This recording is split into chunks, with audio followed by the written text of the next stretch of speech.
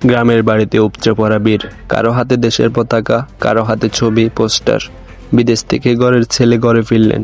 তার আগে বাংলাদেশের সিলেটের আন্তর্জাতিক বিমানবন্দরেও দেখেছে এক অভূতপূর্ব উন্মাদনা। অসংখ্য ভক্ত বরণ করে নিতে এসেছিলেন ঘরের ছেলেকে। তিনি আর কেউ নন, হামজা চৌধুরী। এই মুহূর্তে বাংলাদেশের ফুটবল পাগল মানুষের আবেগের বিস্ফোরণ ঘটেছে যাকে ঘিরে। 25শে মার্চ শিলংয়ে ভারতের বিরুদ্ধে এশিয়া কাপের যোগ্যতা অর্জন পর্বের ম্যাচ খেলবে বাংলাদেশ। সেই ম্যাচ খেলতে ইংল্যান্ড থেকে বাংলাদেশে উড়ে এসেছেন হামজা। এই প্রথমবার দেশের জার্সিতে নামতে চলেছেন তিনি। কিন্তু হামজাকে ঘিরে কেন এমন উন্মাদনা? তার একটাই কারণ, কেন হঠাৎ বাংলাদেশের ফুটবল টিমে বাংলাদেশের এমন আন্তর্জাতিক তারকা স্বপ্ন দেখতে শুরু করলো। 27 বছরের মিডফিল্ডার হামজা দীর্ঘদিন খেলেছেন ইংল্যান্ডের নামী ক্লাব লেস্টার সিটিতে। এই ক্লাবের হয়ে জিতেছেন এফএ কাপ, জিতেছেন এফএ কমিউনিটি শিল্ড। এখন খেলছেন শেফিল্ড ইউনাইটেডে। ইংল্যান্ডের অনূর্ধ্ব 21 টিমেও খেলেছেন। ইংল্যান্ডের ফুটবলে হামজা চৌধুরী অত্যন্ত পরিচিত নাম। সেই হামজাই এইবার প্রথম নামছেন বাংলাদেশের জার্সিতে। ইতিমধ্যেই তিনি পৌঁছে গিয়েছেন সিলেটের হবিগঞ্জ জেলার বাহুবল উপজেলার চৌধুরী বাড়িতে। গ্রামে জমকালো সংবর্ধনা দেওয়া হয় তাকে।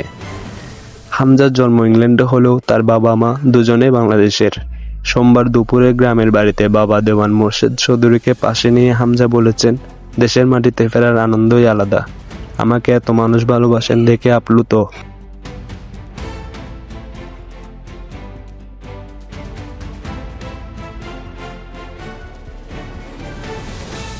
বাংলা খুব ভালো বলতে পারেন না, যেটুকু বলেন তার মধ্যে সিলেটের টান যথেষ্ট। তবে বাংলা বোঝেন ভালো।